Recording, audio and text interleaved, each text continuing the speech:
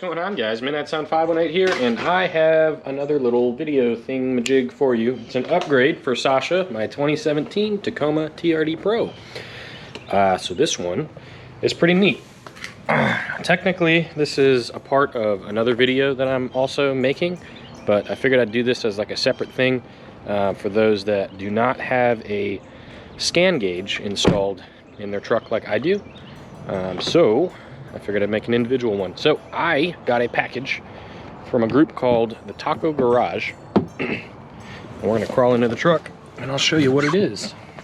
Sweet, so here we are inside of the truck, and this is what I got. This is from a group called the Taco Garage, as I already mentioned. And it's basically a mount for, oh, there's their logo if you wanna see it. But it's a mount for the left side of the steering wheel, right?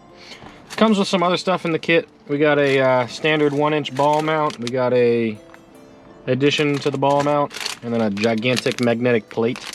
But that's not what we're worried about right now. So where this is going to be going is over here on the driver's side, to the left of the steering wheel, and it's going to fill in this gap right here. And it's going to allow me to mount things like my scan gauge, and then of course the GoPro that you guys are watching right now as a face cam basically while I'm driving and I'm off-roading, overlanding, so that you guys can see that, and it's cold. Which is why I'm wearing a turtleneck. Anyways, so this kit comes with, I mean, basically two major parts. You have the back plate and you have the front plate, right? And then the screws that are associated with it. The front plate is going to be resting right here. Tucked right along the left side of your vent here, and it sits quite snugly along this edge. It's not a perfect fit, but it's a pretty darn good one. So what we're gonna end up doing here is holding this up with our fingies, and we're gonna drill out this top hole. So I have with me here a, what is that, 13/64 drill bit. That's the most random freaking number. So I'm gonna end up holding this up along the side of the dash here once I have it resting pretty much how I want it, and then I'll run my drill through this top hole. And then the important thing to note is that once we drill the first hole, we'll be taking one of the screws that came with the kit and dropping it into the hole just to hold the plate up for us, and then we'll be doing the same for holes 2, 3, and 4, and then we'll move on to the next step. Cool, so you can see that I've drilled each of the holes out, and I put one of the screws in just to make sure everything is nice and aligned as I was drilling the next one. So we can go ahead and take all of this apart now, and we're gonna get the dash pulled apart so that we can get this actually screwed into place. So the next step's gonna be a little bit more fun. We're gonna go ahead and move anything out of the way that you might have on your dash, whether it's a cell phone mount. I've got my scan gauge kind of over here. Oh, it'll probably be fine for now. And then we're gonna end up taking off these two trim pieces that are running around the front of the dash, okay? So the first piece, which is this big one that runs along the outside here, you're just gonna grab on the right-hand side of like your air vent, and you're gonna pull straight up. And it's just a couple of red pop clips that are behind the thing. And these are what are holding it in place. So just popping it out, disconnect it. Great time to clean, by the way, for those of y'all that like to have a clean vehicle. So I'm gonna get in here and I'm gonna dust free it and all that sort of stuff, right? Clean up all of this. Now the second one is gonna be starting right along the ledge here. Once again, get your fingers up underneath it and you're gonna pull straight out, and it'll pop out just like that over the left side vent as well. Might need a little bit more assistance with that. Should just slide right out. So the next step here, pretty simple. So this is the back plate that's going to be lining up with those holes.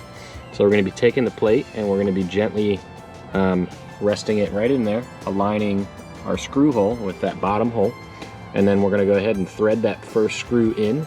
That'll allow us to pivot this upwards, and then we will thread the top screw in, or the second screw. It doesn't really matter at that point. But the biggest goal is to make sure that the middle two screws are aligned with the top plate, because we want to make sure that those can be taken out and put back in and everything's nice and aligned, because that's what your ball mounts are actually going to be connected to. So there you have it. I tightened down the 2 center ones first, and then the 2 outer ones I made super tight. These ones are still, that one's really tight. This one's not, this one's hand tight. But for the outer ones, you're gonna need a 1/8 sized Allen key, so 1/8 inch. And then for the larger ones, it's a 5/32, so it's a little bit bigger, which is nice because it'll be less likely to strip. But anyways, so now after you have cleaned up all the area, made it nice and pretty, and cleaned up all your trim pieces, we're gonna go ahead and reinstall these into the cart.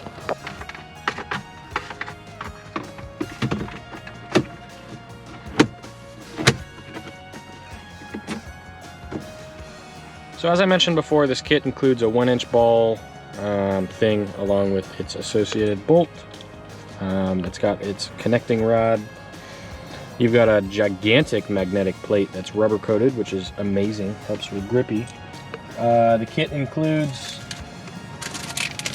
a bunch of, as I drop them everywhere, a bunch of different sized magnetic plates, which is also nice.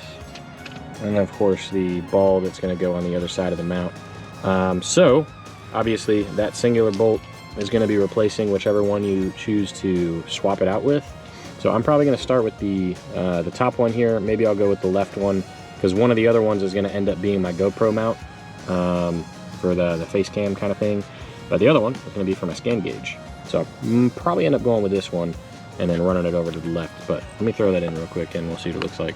So I'm getting this all set up, and I realized that on the ball mounts here, there's a tiny little Taco Garage logo, which is super cool. So I don't know if these are just CNC'd. They look like they're CNC'd, probably in-house, but that's super neat. So it's high quality hardware from the looks of it, and really, really nice looking materials. Very pretty, I like it. Well done. Sweetness. Well, there you have it. My scan gauge is all set up on the ball mount, and I'll have to do something fancy for running the GoPro to be somewhere probably right about here. But man, it is sturdy and it looks incredible. It's nice and tucked up into the corner. It looks great. I like it a lot. So there you have it. That is the Taco Garage driver's side mount. Obviously, it's super easy to install. It took me about 20 minutes to do myself, and that's because I was filming. That's really the only reason why it took me as long as it did, is because I have to start and stop the camera. Anyways, I hope you guys have enjoyed. If you have, please drop a like and a subscribe. Any questions, drop them down below. I'll do my best to answer them. Taco Garage, really, really happy with this product. I was so excited when I came across it, because I don't like having things stuck to my window for some reason. Well, I mean, I also like to be able to put my sun visor up to keep the sun from beating down on the dashboard during the day. So being able to clear up the windshield is incredible.